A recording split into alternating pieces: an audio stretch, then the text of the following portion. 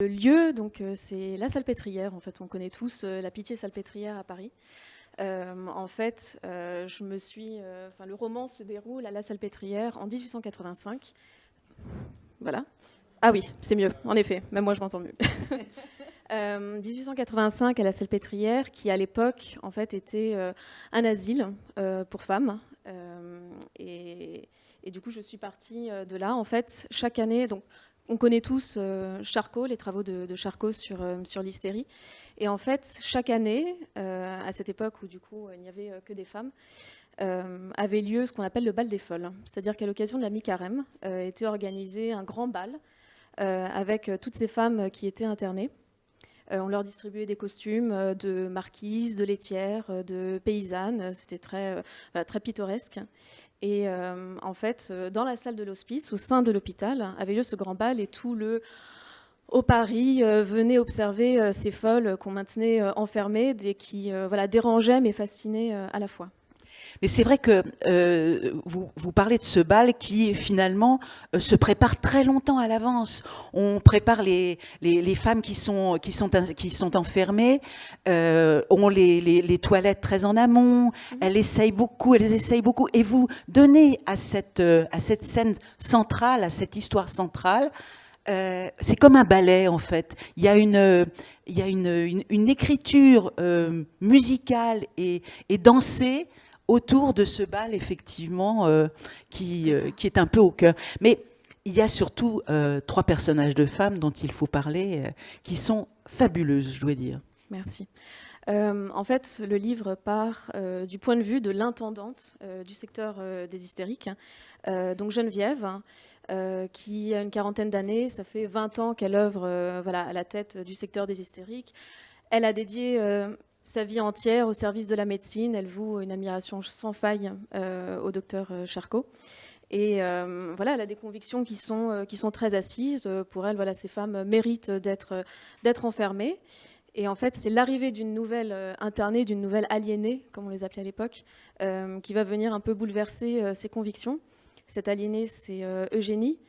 Elle est internée de force par son père pour spiritisme, en fait. Elle est médium, elle voit des défunts. Donc, du coup, immédiatement, on la met entre ces 4 murs de la Salpêtrière. Et elle va venir un peu bouleverser les convictions de Geneviève. Et le troisième personnage aussi qui est assez touchant, c'est une jeune fille qui fait d'ailleurs beaucoup penser à Augustine. Je ne sais pas si certains d'entre vous ont entendu parler de cette fameuse patiente en fait, du docteur Charcot, qu'on avait beaucoup mis en avant justement à l'époque, et en fait qui souffre de très nombreuses crises d'hystérie suite à plusieurs traumas. Et c'est la plus jeune internée du service. Et c'est une enfant dans le corps d'une adolescente. Et elle rêve d'épouser un médecin, elle rêve d'être la nouvelle idole de tout Paris, puisque elle veut être comme Augustine. Donc, Et ces 3 personnages, en fait, sont extrêmement symboliques aussi de cette époque et de ce lieu où on enferme pour un oui, pour un non, où il y a un côté très féministe dans votre livre et qui est extrêmement important et très touchant aussi, parce que c'est vrai que ces femmes, elles sont là, il suffit qu'un père dise qu'il faut l'enfermer et on les enferme, un frère, et c'est un livre à la fois très dansant, comme je disais au début, mais aussi d'une violence extrême, et ce sont ces 2 éléments qui sans arrêt se croisent. oui, puisque au final, on peut en débattre, mais les causes d'enfermement étaient plus morales qu'organiques. C'est plus si une femme ne répondait pas aux attentes en fait, qu'on avait imposées pour elle, en tant qu'épouse, en tant que mère, en tant que fille, en tant que femme du 19e siècle, il fallait les écarter parce qu'elles nuisaient à l'ordre public. Et vous avez visiblement beaucoup étudié tout cela, regardé la documentation, puis j'ai l'impression que vous l'avez mise de côté parce que vous racontez la vie quotidienne de cet hôpital et de cette époque comme si vous l'inventiez alors que tout est vrai derrière. Oui. Je me suis beaucoup, évidemment, documentée. J'ai fait beaucoup de recherches aussi pour, au final, écrire, en effet, ce qui est une fiction, mais au sein voilà, de nouveau, voilà, ah oui, il faut vraiment être très proche. Voilà, enfin, ancrer vraiment cette fiction, cette histoire, dans un contexte réel, dans des murs qui existent encore aujourd'hui.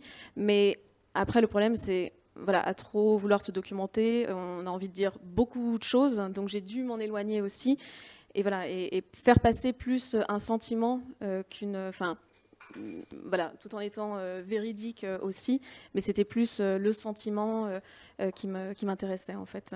Qu'est-ce que ces femmes pouvaient ressentir sur place, hein, dans quels états d'esprit elles étaient, quelle pouvait être l'ambiance en fait à l'époque. Et puis c'est un grand roman rocambolesque aussi, il se passe des tas de trucs, on se sauve, on se cache. C'est très, là aussi, vous êtes complètement libéré en racontant une histoire romanesque qui raconte bien aussi l'histoire romanesque du 19e siècle. Vous devez être une grande lectrice de cette littérature, non ? J'aime beaucoup, beaucoup le 19e siècle. Hein. Du coup, c'est pour ça que ça m'a aussi fait très plaisir d'écrire sur cette époque. Mais oui, Zola, Maupassant, Baudelaire aussi, voilà, sont mes sources principales d'inspiration. Mais c'est vrai que ce bouquin, au final, c'était... je suis partie vraiment des personnages, en fait. Quels sont leurs objectifs, hein, qui sont ces femmes, et c'est elles, leurs objectifs, leurs sentiments, leurs ambitions qui m'ont permis d'écrire au final ce roman. Donc c'est sûr, c'est à partir de ces personnages-là. Et en particulier le personnage de l'intendante, qui est un personnage très changeant, qui a des certitudes, comme vous le disiez, puis qui, en fonction de la situation qu'elle peut vivre, et puis de ses essais de Charcot des médecins aussi, commence à avoir des doutes, et elle est intéressante aussi, cette héroïne-là. Oui.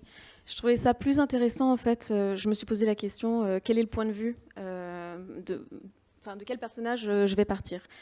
Et je ne voulais pas partir, en fait, du point de vue d'une patiente, parce que je me suis dit, au final, ça va être très limité. Je vais avoir juste une succession de scènes un peu pathétiques, parce que ce qu'elles vivent est en effet très difficile, et les méthodes de traitement qu'on utilisait à l'époque pour soigner l'hystérie étaient voilà, un peu problématiques.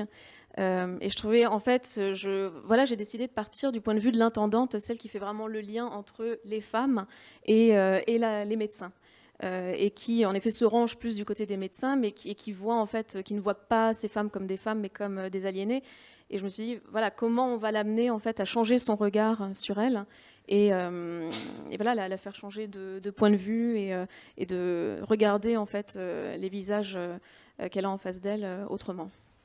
C'est un livre qui est très bien écrit, très vif, mais qui aussi a un côté presque scénaristique. On voit la construction évoluer. Moi, je trouve que ça ferait un film formidable. Merci. J'espère. Et donc, ce titre, Le bal des folles, effectivement, est au cœur de cette histoire qui est un premier roman extrêmement réussi. Merci. Victoria Mas, merci beaucoup. Merci beaucoup. Merci à vous.